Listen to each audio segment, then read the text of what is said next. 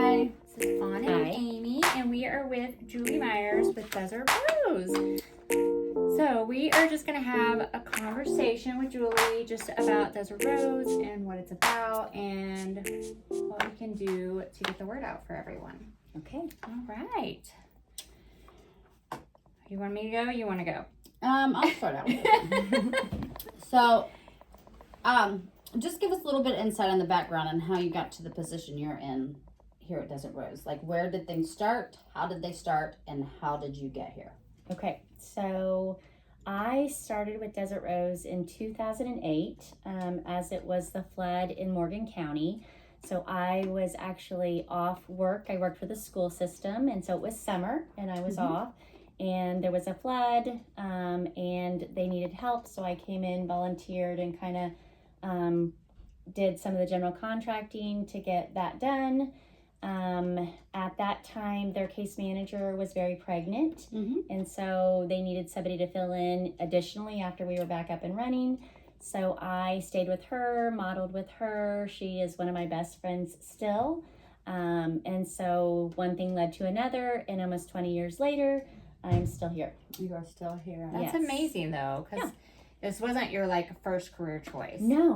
Not anywhere in the wheelhouse, huh? No, not really. I mean, I feel like I'm not a people person, but I am like a helper. I'm a problem solver. So I think education makes you, when you work in the education field, you solve problems. So it just kind of filtered that way. Right. That's awesome. So how did Desert Rose start? How do you... So Desert Rose, my mother is the founder of Desert Rose. So she is a victim of domestic violence. So this was near and dear to her heart. She went back to school to continue her education, and she worked at Harmon Becker here in Morgan County. And during a school project, which was... she did a survey inside the plant, and 76% of the people that worked at Harmon had said they had either they've experienced domestic violence themselves, or they knew someone, so it had touched their life in some way. That's a huge percentage. That's a very huge percentage. I feel like the number would probably even be a little higher today. Right. I think we talk about it more. It's more prevalent. Social media pushes it out. Right. Yeah. But at that time, I don't think people really talked about it. No, not at all. And then it just, because of her experience and not having anything when she was going through that domestic violence, she really felt like God was putting it on her heart. Definitely a God thing to kind of do this. And it's years of process to write, your 501c3 to get, there's no money. So, how do you get a building with no money? How do you do all these things? You have to really get people connections, work hard. So this was completely her mission. Okay. That's amazing. I mean, and that's a lot of work. It is a lot of work. And it just shows how passionate she was. I think many times she was like, I don't know if this is going to work, but I grew up where, you would come down the stairs for school and my mom would be on her knees praying. Like, that was her legacy. That's a legacy she has given to me. And maybe this is a God, I know this is a God thing that it crossed my path, because I know that she had prayed for me before I had kids, before I was married, before all the things. So it definitely a God thing for her, and you couldn't do all this if you didn't have Jesus or love Jesus. Right. Yeah, Absolutely. You couldn't. He's definitely part of her team. Yes. Or she's part of his. Yes. I think she's part of his team. Yeah. Most definitely. Most definitely. Well, you kind of talked about how obviously Desert Road got started, but what are some of the resources that Desert Road provides for the women coming into here? Okay, so I feel like we have grown leaps and bounds in what we offer. So we have an amazing team. So we are open 24 hours a day, 7 days a week. We are the only shelter, as we have many shelters in Morgan County, but we are the only shelter that you will get a live body any time of day. So you will get a live body on Christmas, Easter, Thanksgiving, snowstorm, all the times there's somebody who's going to answer that phone. So our main mission is domestic violence and sexual assault, and housing those victims that need a safe place to go. However, we have a very large number of non-residential clients.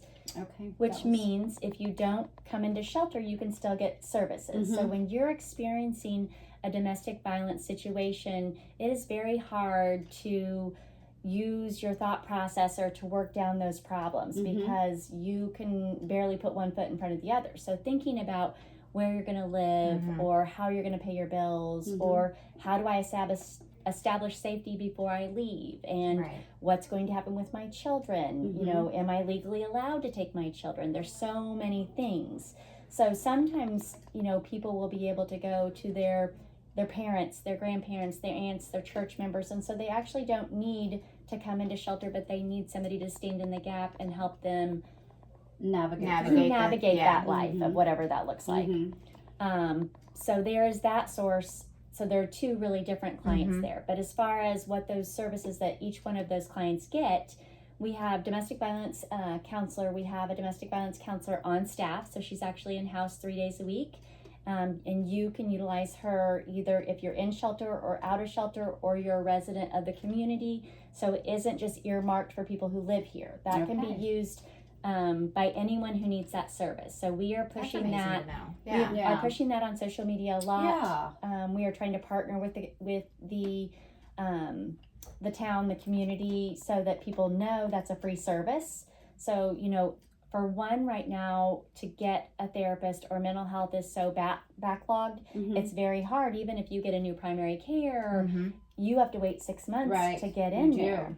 And so we're able to offer that free of charge to anyone who lives here or needs that resource for the community. So we try to really partner with whoever needs that. So that is a big one. But outside of that, we really, I think our big mission is to meet people where they are. So it's really sitting down and being an active listener and putting that on paper, unpacking it backwards of what somebody needs. Because somebody might have bad credit, somebody might need medical, somebody might need legal assistance. They might need to separate their home, but they weren't married, or they were married, or divorced. So it's hard to say we do this because I think our mission is a personal relationship. And we're working with individuals. Situation. But we really do, you know, we do an assessment that asks all those questions, and then we staff it and we do kind of a game plan of what that individual needs.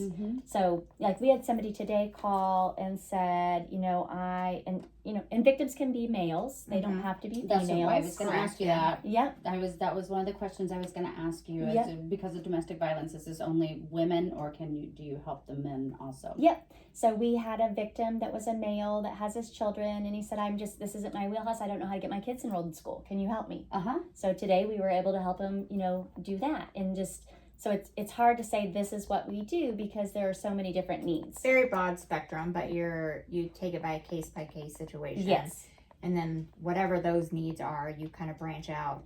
Right, and if we don't know them, then we find somebody who does. Yes. What's the problem and how do we solve it? So they can call you with any question. And you can try to get them in the right direction. Yes. So everybody call Julie. Don't call me, but call Desert Rose. Call Desert Rose. Don't call Julie herself. Yeah. Call Desert Rose and ask. Yes, if you need help, it is out there. So take advantage of that and don't wait till it's too late. Please. Yes. I think that is the biggest thing is we are here. We do want to help people. We want to meet you where you are, whatever that looks like. You're not alone. You're not alone. Right. That's good to know. I think so many people do feel alone. And even like for my situation, like it was a really long time ago. Like I didn't know anything existed. Any of these services existed. Any of those services existed. So I think the more that people know that the services exist. Right.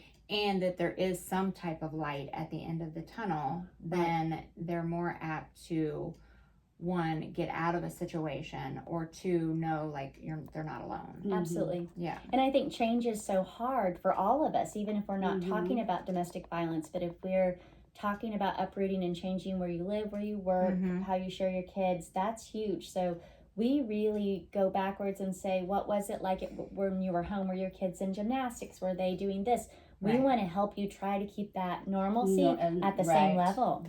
Yes. So they don't, because it's going to be enough for them to go through that anyway for children. And then if you change that. Yes. Like, oh, you're in gymnastics, so you're Sorry, not doing you that. can't do that. Yeah, Right. that's Yeah. sorry. And Right. they're like 6, and they're like, why? Right, Yeah, right, So yeah, And- you don't want them to feel punished right. because of what somebody else has done. Absolutely. Yeah. Absolutely. What are some of the biggest challenges that you guys face here at the foundation? So I think there are 2 lanes. So shelter wise, as far as being a shelter, our biggest obstacles would probably be staffing, as we're 24 hours a day. So I don't think anyone thinks I want to work overnights and weekends. That's so lovely. No one ever says that to me.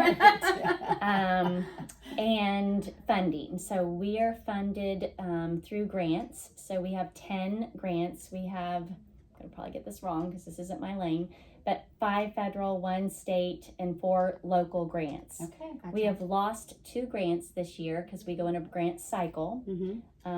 And so with that being said, we've had to redo our budget, and now, we are splitting overnights, we are splitting weekends to all make it work. So we've added an additional fundraiser. So with, the economy like it is, and that dictating all the things we do, that is a huge obstacle. Absolutely. Resident wise, when somebody comes in, I think those obstacles look different, as it would be childcare is now cut. So we used to have childcare vouchers. People could get help, but there is nothing. There is nothing. So how do you ask a mom, okay, you can have this apartment if you get a job and you get daycare, but you don't have a car. So how are you going to drive yourself to daycare? Uber yourself to daycare, and then Uber yourself to the job, and then pay for daycare, and then you might as well not even go to work. It's a whole circle. So definitely daycare, transportation, and legal, because those would be the biggest obstacles in a residence world, I think. Those are big challenges. Those are big those challenges. are really big The challenges. The federal, the financial part of it would be huge. Yeah, so it's a lot, I think, that makes you stay. Let us know what fundraisers you're doing. We'll plug them. Yeah, I'll plug them. We'll help. Yeah, we'll help even. Yeah. Just let us know. Well, we're having a gala in October, so I was going to give that a plug. Yes. Okay. And I think I already talked to Carmen about it, so I told her that. So Carmen is one of my dearest friends, but she's not doing the fundraiser anymore. So I'm going to introduce you to Carly. Okay. And she's all over social media, so you have to look for her. Okay. Yes. But she's doing a phenomenal job, and we just released individual tickets. So we're kind of pushing those, but lots of ways to get involved, so we can talk about that. We're going to get involved. Okay, all right. We're going to be involved. Yay. Oh, I need you. I need you. What is your official title here at Desert Rose? Oh my goodness. Or do you wear like this mask for 5 minutes and this mask for 5 minutes? So you're just a general all over the place, wherever you're needed. I do whatever I need to do. You just end up, and I've learned so many skills. I think as we hire young people, the things that they learn here, you learn how to unclog a dishwasher, you learn to change your own garbage disposal. We recently redid all of our lighting ourselves to LED. So you learn to do it, because we don't have funds for that. Those grant services that we get are tied with the body to do a service, so that they don't pay for lights, water, electric, food, any of those things, electricians. When things go badly, you just have to do that. But I am the main case manager, but I am a deputy director, so I will take over that role, which I already do probably 75% of that. But when Marsha retires, I'll fully take that role, and things will kind of adjust. Okay. Wow. Well, we can always lend our husbands if Please. you need carpenters or handyman or anything that I'm volunteering you. Yeah. Greg, I'm volunteering you. Although Greg would be like, okay, tell me what to do here. Yeah. I You'd mean, be like, what? you'd be amazed at even the furniture. So when somebody goes to transition, we will set up their whole apartment. So we haul the beds over there, we haul the dressers over there. We have storages that are kind of boxed, like kitchenware, bathroom, all the things. So so hauling, doing all of that, I always need help. So I will call you. Yes, most definitely. You need to call us. What are some of the most rewarding aspects of this job? I think the relationship. I think it's the relationships. It is, you meet people along the way. And I'm going to go on a side note. So since that funding's been cut, a lot of the shelters are going to non-residential only. But I have these, which means you're a referral agency, so you have a building and people come in for counseling, maybe to get health insurance, to meet with a budgeter, meet with a case manager, whatever that looks like. So most of the shelters are going to that because funding is getting cut. I have these pictures in my mind of these cases that I've worked and these people that I still talk to on a daily basis or weekly basis or whatever that is, that their lives would not have gotten out of the situations they were in if there was not a bed here.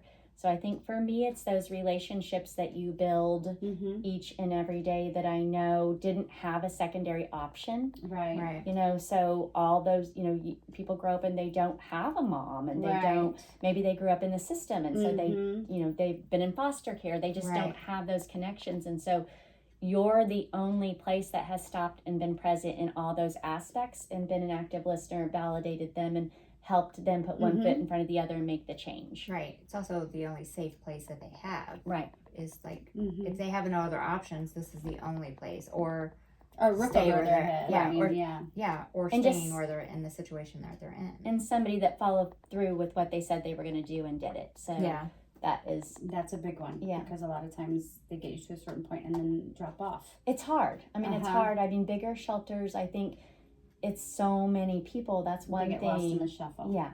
I mean, we have 10 rooms with 4 bunk beds in each. We're a very small rural community, a small rural shelter. Yeah. We meet every day at 9 a.m. at the table and we break down, what do you want to do today? How can I help you? I work for you. What do you need? And that is very, I don't think that, maybe I'm wrong, but I don't think a lot of those bigger shelters are able to dedicate the time because it's just mass people. It's a lot more people. Yeah. Nothing critical. It's just we're small. Yeah. Right. Well, and sometimes small is better in terms of you may not be helping mass amounts of people, but the people that you are helping Are getting a better are quality. getting the quality that they need, and they're getting the one-on-one, you know, kind of like That empowers guidance. you too Yes. to That makes you actually feel make. important. Yes. Yes. Yeah. It Yeah. makes you feel like you're someone. Right. Yeah. And not just a number. and not that the bigger I'm not saying anything about bigger No. Oh, they're Um, amazing. They agencies. do amazing I'm just work. saying that when we're just saying that one that small feel like you have here is much more personal. Right. Yeah. Right. You do. I mean, because you can't help it. You live with them Right. basically. So you Yeah. build that relationship. And you are walking to the bus stop and talking with them and you're driving them to the grocery store. So keeping that professional boundary but standing in the gap with them is huge. Yes. Right. I could see that. Absolutely. How many women do you think that have come through Desert Rose at this time? How many women do you think that you've? I mean, and some of them I know that you may go back. They may, so they're not always. Probably not 100% success stories. Right. But how many women do you think have passed through since 2000 when your mom started this? So we we track everything. So like we have a grant writer and we have a rule that if it's not in writing, it didn't happen. So all of our calls are logged, all of our crisis calls, what we do with those calls, if we refer them, if we keep them, the tracking is huge in all of this. And so, I went and looked it up actually because I was like, okay, I want to know what this answer is too. Cause that's not my lane, but, so approximately we serve around 250 clients a year. And so that means in the time we've been open, we've served probably over 5,000 victims of domestic violence and That's their families. amazing. That's That's really Yeah. amazing. Yeah. That's great. Yeah. And when I looked at it, I was like, wow. And you're talking 5,000 lives that could have been lost, or 5,000 lives that could have gone down a wrong path that would have maybe not turned out very well, but they had a welcoming. That has to feel really good. I mean, I don't think every case has been lovely because people are in trauma and chaos before they come in. But when, and then when they come in, sometimes that is recreated. So being able to recognize that and do that, but to say we had a bed, we were able to try to be a sounding board is very rewarding. Yes. I think that's very rewarding. Absolutely. Yes, And absolutely. I think, even if you just help one person. Yeah, I'm again when they push, like when they're saying I think non-residential is the way we all have to go. I have these 10 cases in my mind, and I can see their faces, and I can see their children's faces. Yeah. And so I keep saying, no, not yet. We're not going to do it yet. Right. We're not ready yet. Right. We still have money. We can still keep going. We're going to try. Right. We're going to keep trying. We're just not ready. So I get it. Yep. Oh, I think you add or kind of like the Yeah. success rate. Yeah. What are some things that people, me and Amy, the community, Anyone we know. that can do to help Desert Rose? Like how, one, can we get involved to help, and two, what do you need to continue to keep this going? And do you take monetary donations?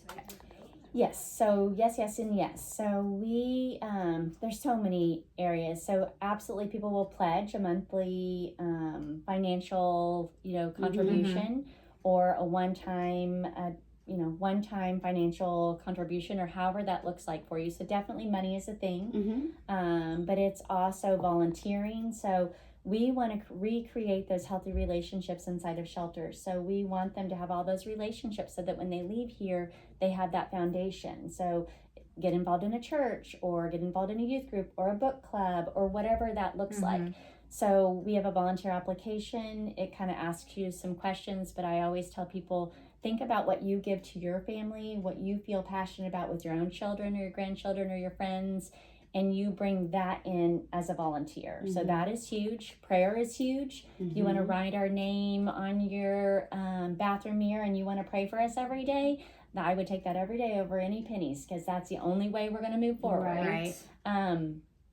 Also, we are doing a different level of social media presence. So you have the power just by sharing from your own home all the things that we post. So that is huge for us. I feel like that reaches so many people for awareness. Yes. So just like go and find the Desert Rose Facebook Follow, page. like Follow, it, like share, it, share it. Share. Follow, like, and share. Hit all the buttons. Hit all the buttons. All Hit 'em the all. buttons. Yes. Make sure you Bottom hit up. 'em. Make sure you get them all. Yep. And then we really operate much like your own home does. So we have to purchase all of our cleaning supplies. So trash bags, laundry soap, dishwashing pods, paper towels, all the vacuums each year, all those things we use, because the last thing we want is a client that's in turmoil to come into a dirty, yucky Facility, kitchen. yeah. Or yes. Something So that's going to throw them over the edge again. right, we want it to be Yeah. as comfortable as possible. This is a quick question off. It's not here. Okay. So with the holidays coming up, so say you have children in here, and how does Christmas go for them? Do you have sponsors that buy for them? Do you have sponsors that buy for the moms? Do you have or do you just pick up a name, or do you give us a list? How do we help with that? So there's so many different ways, but we do have phenomenal sponsors that pick our families up. So we have Haggard and Stocking. I'm going to give them a shout out. Okay. So they do a phenomenal job of stocking our pantry for the year. So they do this at Christmas, and then they also send out to their employees our families, and so they shop for them. But there are people who come at last minute that could get picked up. There's the Christmas dinner. We try to do like a gift card tree. So it's like if you just want to donate a couple of gift cards, we put gift cards on a tree, because then it's a huge luxury to be able to go and take your kids to McDonald's Right. or Taco Bell or Starbucks Yeah. or do those things, because Just the little things we take for granted. we're on such a tight budget here. But holidays are huge. Even Easter and all those things where dinners are needed. Yes. The other thing, like Or stuffing for Easter baskets. Or Yes. Yeah. Yes. Also, like the National Honor Society does a great job of that for us. Okay. There's many people help. Okay. We are so blessed. Our community is a small rural community, but people are so generous here. Very, very generous. But yes. I think at different times, calling and just saying, what's your need right now? What do you need? What can I do to help at this time? Because somebody could come in on Christmas Eve. It happens. Right. It happens. So Yes. having that backup is huge. Right. I have a little box of toys at my house that if I get an extra kid around the holidays or something, I can go in there and grab it and kind of wrap it real quick, because I don't want them left out, so you want to make sure everybody has That's something. a great idea. Yeah. Yeah. Yeah. So, okay. So we know that you do your your Mother's Day flowers, We the do. baskets. Okay. So that's an ongoing thing So- yearly. Every year, the Friday and Saturday before Mother's Day, we are out at Walmart and by the post office, Yes. or PetSmart, really, in the post office. You're right next to Fawn on Yes. They're Yes, in I always front of my see you. store. Yes. So you can double it up. Yes. But we do bucket drives, so we're always looking Mhm. for volunteers for the bucket drives because that is something that not everybody feels comfortable. But if you have a youth group or a 4-H group or a women's group that wants to say, "Hey, I'll take 2 hours and do a bucket," hold a bucket for Right. you. Huge. The buckets make as much for us as the flowers, so we team those, Okay. and it's huge. Nice. But we're always there, and the flowers are beautiful. Yes, They are. they're I beautiful. get them every They year. are. You mentioned another fundraiser. So we're gonna do a mum sale. So Okay. we're gonna do a mum sale. So it's the 1st of October. I'm gonna get in big trouble for not knowing the dates. I want to say it's October 7th, but I could be lying. So That's you have okay. to watch. If you go to Desert Rose and like You'll it, know. then Yes, you'll follow know. our And then social follow us media. because we'll share it also. Yes. So we're gonna do a bucket drive for that. So we're gonna try to supplement like some of the funds that were lost for that. Uh-huh. And then we have our gala. So it's come dressed as your favorite star. So we're doing a movie star theme. Oh. Yeah. So that'd be right gonna up be your doing it. I alley. know. So it's so much fun. It'll be so much fun. But that is Friday, October 24th. So it's coming up.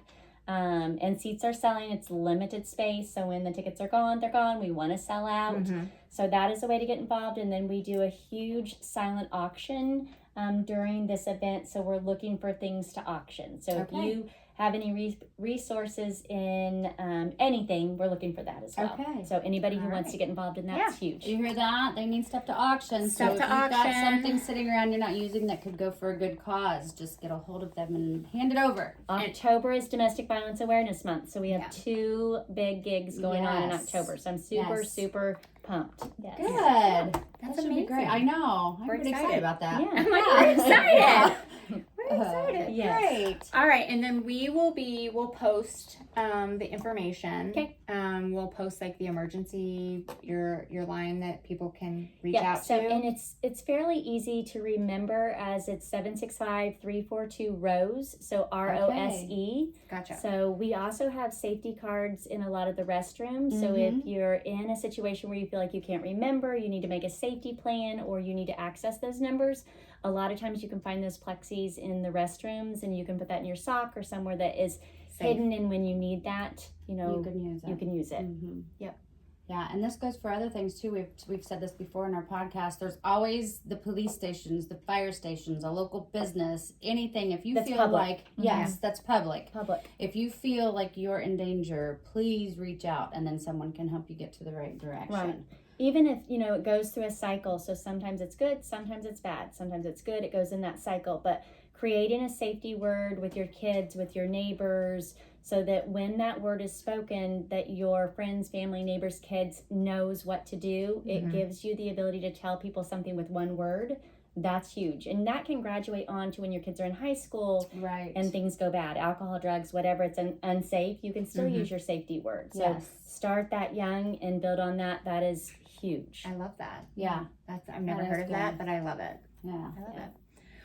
Well, we're gonna wrap it up. We thank you guys for tuning in. And thank you, Julie, Thank for giving you. us your Thank time. you for doing this. Thank This you is for asking me. amazing. Thank you We so want to much. get the word out. Yes. So it's kind of dear to our hearts. So Same. we just want to bring it out to everybody else. But thank you so much. Thank you Yeah, for having me. Thank you. Thank you. And Thank you, hopefully, guys. I told you I'd get her on here. I told you guys that. She did. I'm the I worst. did. That's okay. No, she's She did not. great. She did She great. did great. All right. All Thanks right, so thanks, much. And we'll see guys. you soon. Bye-bye. Bye.